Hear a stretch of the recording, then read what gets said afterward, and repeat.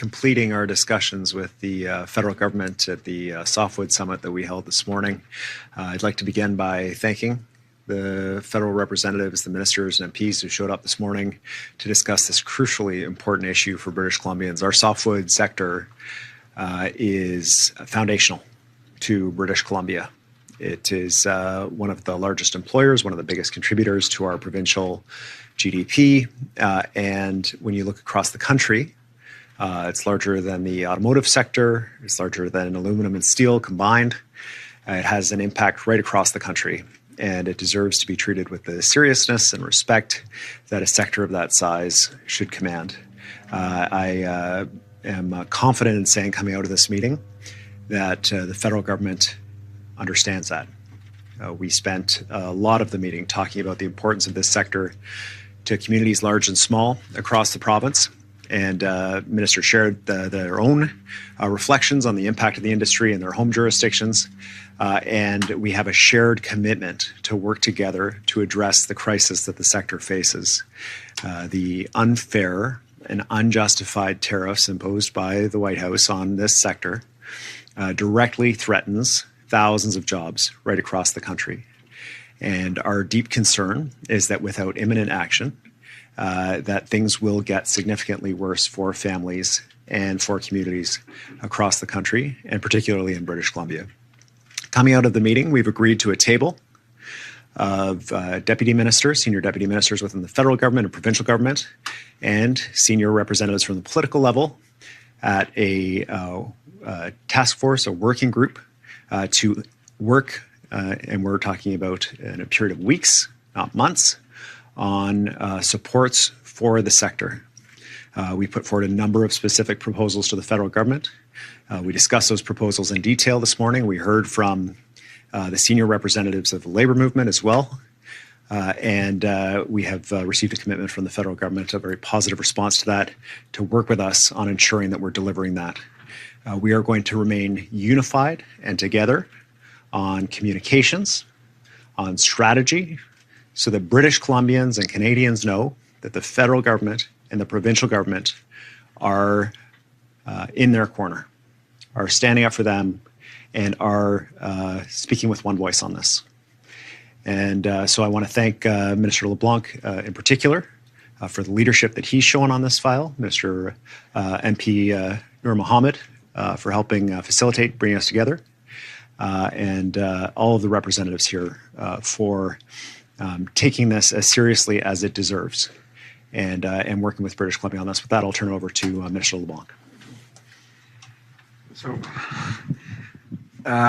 Premier, thank you. And it was a privilege for me and 4 of my cabinet colleagues, 2 parliamentary colleagues, to be here with you, Premier, and your cabinet colleagues to talk about the importance of the softwood lumber sector, obviously in British Columbia, massively important to the GDP of this province, but it is to the country as well. So I was able to update the Premier on the negotiations with the United States, on the conversations we had previously with the Americans. Obviously, softwood lumber continues to be something that we had been raising with the Americans. And I committed to the Premier, obviously, that we would work with him and colleagues when and if those negotiations resume in the short term to ensure that we're buckled up. At the same time, as the Premier said, we're not going to wait because the hour is grave, the moment is serious for us to continue to work together and to adjust and to increase the supports that the province and the government of Canada can put in place together to support the sector and the women and men who work in British Columbia and in every part of the country in this important industry. This is a critical industry to the fabric of the whole country. We see British Columbia, of course, as a dominant player in Canada in this industry. That's why we thought it was important for us to hear directly from the Premier, from his government, and from representatives of the workers in the industry.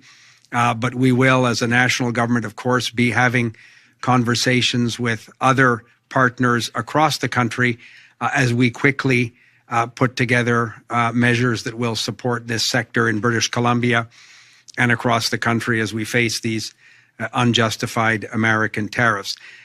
Si vous me permettez juste de dire quelques mots en français, reconnaissant que la conversation que nous avons eue avec le premier ministre Eby et ses ministres ici en Colombie-Britannique sur les enjeux du secteur du bois d'œuvre s'applique à toutes les régions du Canada. Moi, je pense aux travailleurs dans les régions du Québec, comme chez moi au Nouveau-Brunswick, et partout au Canada, qui sont inquiets évidemment avec les tarifs douaniers américains et qui s'attendent que leur gouvernement, comme nous avons fait dans le passé et comme nous allons continuer de faire, s'attendent que leur gouvernement, au pluriel, parce que nous sommes très chanceux d'avoir des partenaires au niveau provincial pour appuyer les travailleurs et les industries forestières à travers le Canada. Alors, avec le premier ministre Eby, nous avons eu une discussion quant aux mesures nécessaires à court terme et à long terme d'appuyer le secteur forestier, les travailleurs dans l'industrie du bois d'œuvre, et on s'est engagé d'apporter des mesures supplémentaires au cours des prochaines semaines. Mais évidemment, ce seront des mesures et des appuis qui vont s'appliquer à travers le pays parce qu'on reconnaît l'importance de ce secteur pour tous les coins du Canada. So thank you, Premier, for the opportunity. Thanks, Minister. We're happy and keen to take questions from our friends in the media. We will get to as many questions as we can today, starting in the room and then the phone with Richard Zussman, Global News. Premier, for you and Minister LeBlanc, the Prime Minister was in BC in the summer. He announced significant money, and we were told last month that none of that money had been doled out yet for the forestry sector. I understand some of it is coming now, but how can people in the industry take this seriously considering it took so long to start getting that money flowing? And have you gotten anywhere on provisions around EI for those in the sector who may lose their jobs and could potentially be fast-tracked like was done for those in some of the sectors that are important in Ontario? Thanks. The working group that we're establishing is going to do a couple of key things. First of all, they're going to make sure that the forest sector in British Columbia has access to the programs that have been announced, been implemented by the Government of Canada. One of the items that was noted was that there are some opportunities on the federal table that BC companies have not applied to take advantage of yet. So to make sure that that's fast tracks, we're able to access those resources immediately for the forest sector. The other thing is to make sure that we're working together on what additional resources will be brought to bear. The forest sector is incredibly diverse in BC, from little tiny mom and pop shops to great big internationally traded companies. And so making sure that there are supports in place, and that was what we were pitching today, supports in place to respond to that diversity and support workers, keep the industry intact, and make sure that the whole organ system that supports the body of the timber industry here is functioning well through this incredibly difficult time as we pivot to new markets is crucially important. And so we're very hopeful to be able to see that implemented as quickly as possible. One of the representatives at the table was Business Development Bank of Canada. They are responsible for allocating the lending measures that were set out by the Prime Minister. And we got an update from them that money is rolling out. For us, the message is always the same. We need to see a fair representation of BC companies and individuals benefiting from these federal programs on a per capita basis, or according to the industry, obviously the softwood industry, a significant part of BC's economy. We need to see a significant part of that federal support showing up here in the province. Minister LeBlanc. Premier, thank you. I think just to underscore what the Premier said, we don't disagree, I think, with anything that he just asserted, and also recognize the urgency of the moment. We took stock, and maybe my colleague Tim Hodgson may want to add something. We took stock of the work that the BC government is already doing with the sector in this province, and we're very quickly ensuring that the Government of Canada is the most effective and reliable partner to the province of BC in getting those federal supports that the Prime Minister announced a few months ago out the door in the most efficient and effective way, but are obviously open to working with the sector and the provinces, plural, to ensure that in every region of the country, we're hitting the target. We have a much better sense from our positive conversation with the Premier and his government today in British Columbia. So we'll be the best and most reliable, effective partner with the government of BC in this area. Tim, did you want to add? Alors, en français, nous comprenons l'urgence du moment. Nous reconnaissons, comme le Premier ministre Eby a bien dit, que l'heure est grave, il faut agir vite. Le Premier ministre Carney a annoncé déjà à la fin de l'été des mesures pour appuyer l'industrie. Ici, en Colombie-Britannique, on va s'assurer que les compagnies et les travailleurs sont au premier plan d'avoir accès à ces programmes fédéraux. Mais en même temps, comme le Premier ministre a dit, nous allons s'assurer, on va répéter ce travail-là dans d'autres régions du Canada, on va s'assurer que les mesures sont ciblées, qui rencontrent le besoin régional ici en Colombie-Britannique, et on va faire la même chose au Québec comme dans toutes les régions du Canada. Yeah, as was said, there's $700 million of liquidity support that's being set up. It's now available to all the companies in the sector. With Minister Parmar, we talked about how to make sure BC got its full and fair share of that $700 million of liquidity support. There's an additional $500 million available to help companies retool and prepare for the world where we're trying to grow our exports beyond just the United States. Minister Parmar and myself had some very good discussions about how we make sure, again, BC gets its full and fair share of that $500 million. And we also have started a discussion around what are the other things that we can be doing together to help strengthen local industry here in British Columbia so that it can sell not just to our friends south of the border, but more extensively all over the world.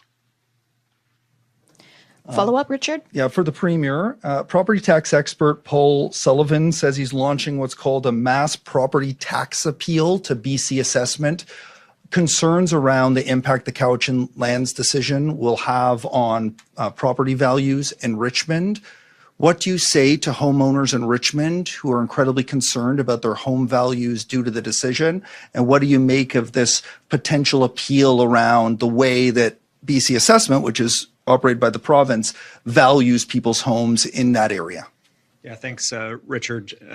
Obviously, this is a moment of huge anxiety for homeowners that are in the claim area, as well as business owners that have land in this area. The court decision, the court assured us that they would make a decision that didn't affect landowners in the claim area, so they didn't have to be served. They didn't have to be told about the case, that it was going ahead in court. Unfortunately, that obviously turned out not to be the case. So one of the pieces of information that we're seeking to gather is from property owners in the area. If they're running into impacts that are related to financing or other related issues, it's helpful for us to know. We're applying to the court for something called a stay, which is a pause and a stop on the decision until the Court of Appeal has a chance to consider that. That's important evidence for the court to be able to hear. I understand why people are anxious. I would be anxious.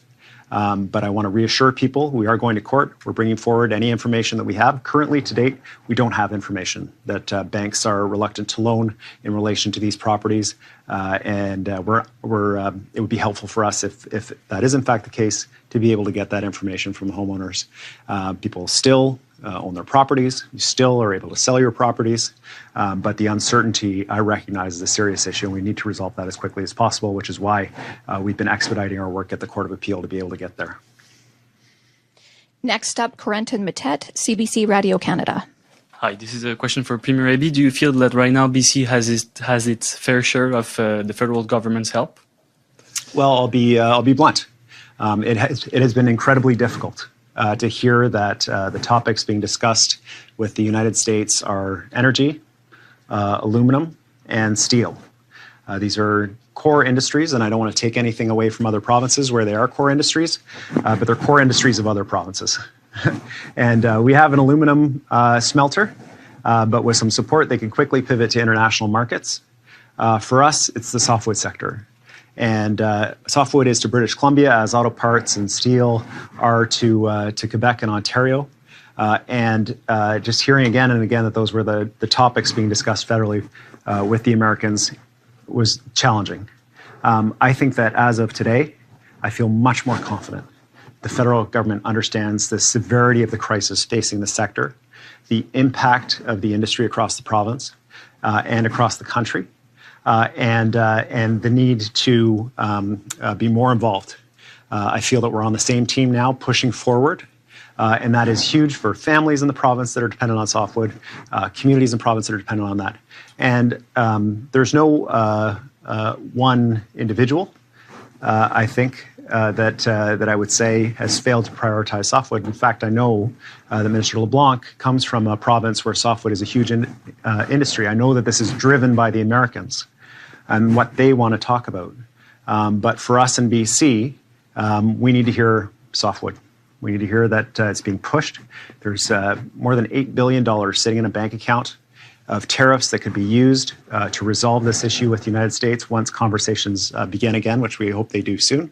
And in the meantime, we can't be purely reactive to the U.S. We have to be pivoting to international markets. And with a strong federal partner, we're going to be able to access those international markets and drive lumber around the world, but also hopefully nationally. We'd love to sell more lumber to Ontario, just like they'd like to sell more steel to us. And the cost of transportation is one of the things we talked about at the table today. How do we make sure that that happens? Mr. LeBlanc? Again, we had, I think, a conversation with Premier Eby and his cabinet colleagues that gave us an even better understanding of the economic importance of this sector to British Columbia. My colleagues who are with me from British Columbia talk to us about this often. The Prime Minister, as your colleague noted, was here at the end of the summer. But even in 2 months, the situation has evolved so that we need to work closely with the industry, the government of British Columbia, and other partners across the country to support the sector.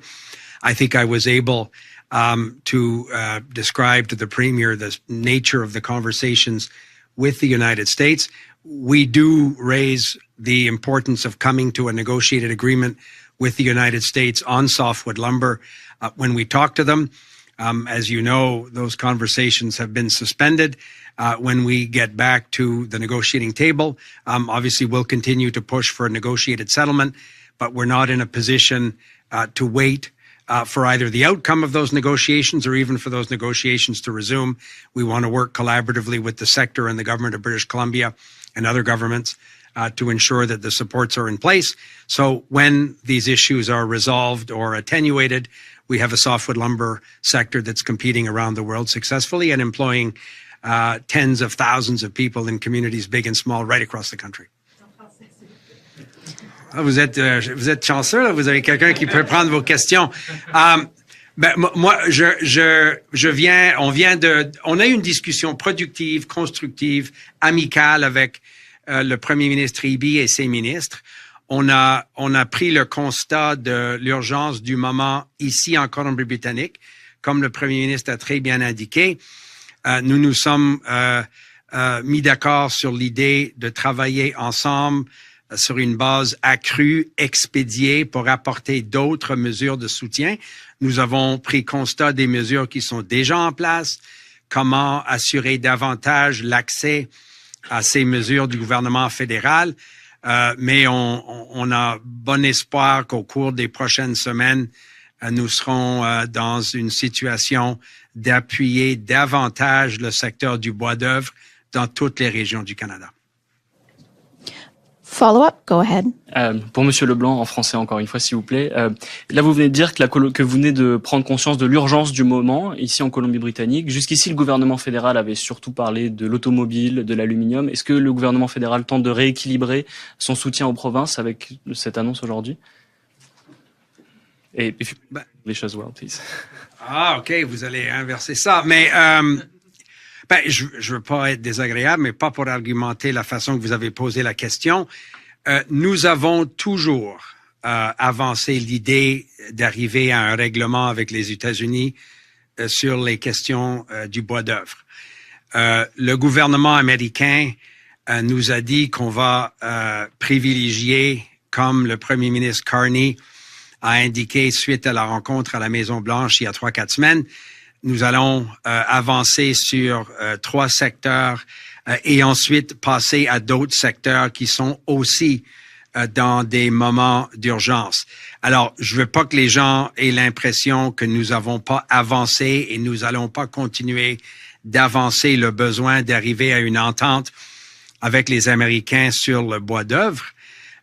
Cependant, nous allons pas attendre la reprise des discussions ou j'espère une éventuelle entente pour appuyer le secteur et s'assurer qu'on soit dans une position de continuer à concurrencier à travers le Canada. So just very briefly, I think the Premier said it well. The softwood lumber sector is critical to the economy of the whole country. It's critical to the economy of British Columbia, but it's important in communities big and small right across the country. I think it's important for people to understand that we continually raise the importance of having a negotiated agreement, and the Premier identified some possible pistes de solution, some possible opportunities for a negotiated agreement with the United States. We agreed that we would continue to be in close contact with Premier Eby and his government when those conversations resume. That is the best way to ensure the long-term confidence in the sector. But we don't need to relearn the same lesson multiple times. We have an opportunity now with a partner government in British Columbia to ensure that we're doing everything necessary, short, medium, and long term, to support the thousands of women and men in this sector and the innovative companies, big and small, right across the country. So we're going to do both at the same time. Sorry, David. Before we go to the next question, I want to note we have a hard stop of 11:15 today. Up next is Monica Gull, City News.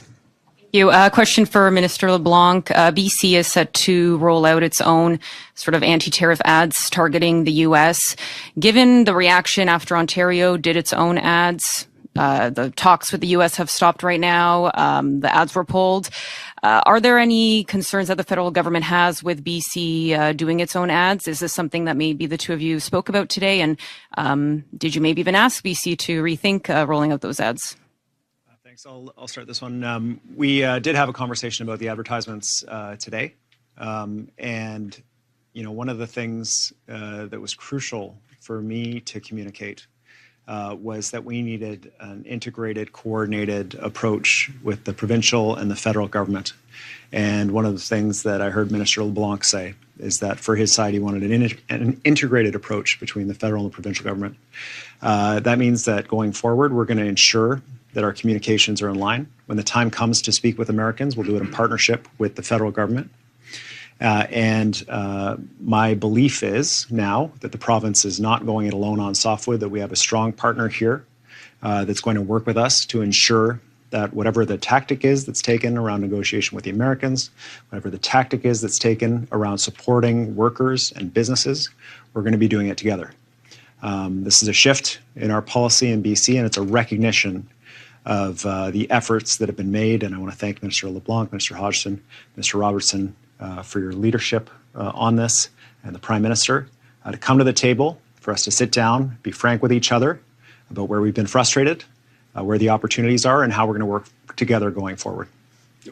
You've just answered it. Thank you. Go ahead. Yeah, follow up. So 2 in 1, if I can get clarification then, so those ads are not going next month. And as my follow up, BC Conservatives say that your government is a bit to blame for the current situation. It's pointing to red tape, policy decisions. It's pointing out that the BC did not hit its annual allowable cut last year, and it's on track to not hit it this year either. Response to criticism from the Conservatives. Yeah, I think one of the big challenges we face in the softwood sector is something called timber that's economic to harvest. That is it cost effective for a company to be able to harvest a particular permitted stand of trees? That's a bit technical, but the challenges with the tariffs, and for just one example, one Canadian forest company operates in British Columbia, faced a 54% tariff. So when you have a 54% tariff at the border, the trees that it makes sense to move all the way into the mill to manufacture and then move to the United States, that group of trees shrinks, even if they're permitted, even if they're ready to go. We have, in Campbell River, for example, 3 million cubic meters of timber that's permitted, ready to go. but in the current economic situation with the United States, it doesn't make sense to harvest. So these are big challenges. We know also that we have to be faster on permitting, and we're doing that work as well. But tariffs of between 45 and 54% higher than what Russia faces to access the U.S. market, completely unfair, unjustified, and profoundly challenging for the sector. On the advertisements, we've committed to the federal government that when the time comes to be speaking directly to Americans, we'll do it in partnership with them. We will not be running the ads by ourselves. We'll make sure that we're in line with strategy going forward.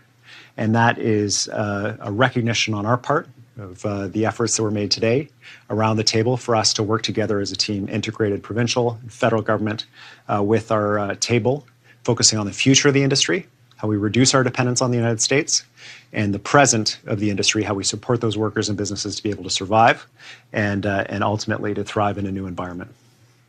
To the phones next, Rob Shaw, Check News. Can I just follow that up? Can I ask Mr. LeBlanc to speak on the ads issue? Did you ask the Premier on behalf of the Prime Minister not to run the anti-American softwood lumber ads? Minister LeBlanc didn't have to ask. I knew that it was a source of anxiety for many people, including potentially the federal government, given the reaction to the Ontario tariffs. One of my commitments to the federal government was that if they came to the table with us, if they sat with us, that we would work with them on communications, on strategy, on how to support the sector and how to move forward. And that was the commitment that we made, to work together in good faith as partners on this. And I was, to say pleasantly surprised is probably a bit of an understatement, but I was pleasantly surprised at the group that you see behind me, the group of ministers that showed up, the Business Development Bank of Canada, the commitment from the Prime Minister to work with us. This was very heartening to me. Felt like we were going it alone there for a while. And to know that we've got this federal team in our corner is hugely helpful to me, and resulted in our commitment to work forward in terms of any communications with Americans, with the federal government. I'll turn it over to Minister LeBlanc. Premier, thank you. I don't think I can add anything. The Premier, I think, just answered the question in a very fulsome way. I think, Premier, if perhaps we could share with people that you and I spoke on Friday evening and again Saturday evening, and it was a focus on different innings of the ball game. There were occasional profanities in text messages as different innings came up. That was the nature of our conversation on the weekend, so now the secret's out. Follow up, Rob? I'm tempted to ask more about that, but I won't. I'll just go back to the... Okay, good. Premier, back to the Richmond property tax appeal case. One of the requests is that maybe the BC government could waive the school tax, which is a component of the property tax on some of these properties. Do you have any interest in doing that? Look, this is a hugely stressful time for these families that own these homes in the claim area, and rightly so. They didn't know, many of them, about that this case was even happening, and then they learned from the mayor about potential implications for their title, and so, I just want to reassure those families and individuals that we're doing all we can to seek a stay at the Court of Appeal to ensure those arguments are put forward at the Court of Appeal. This is important work that we're doing. BC assessment is independent of government for a reason. If there are impacts on valuations, they have the ability both to reflect that in their assessments and to adjust based on appeals from homeowners based on a change in circumstances. They would be best placed to consider any impacts. To this point, we're not aware of banks making any decisions that they won't finance in mortgages or otherwise in the claim area. In fact, we've heard assurances to the contrary from at least one bank. So in terms of people who may be facing these kinds of impacts, please bring forward that information to the provincial government. It'll assist us in designing our response to this evolving situation that we face. That's all the time we have. Thanks for joining. What did Ronald Reagan say about softwood lumber?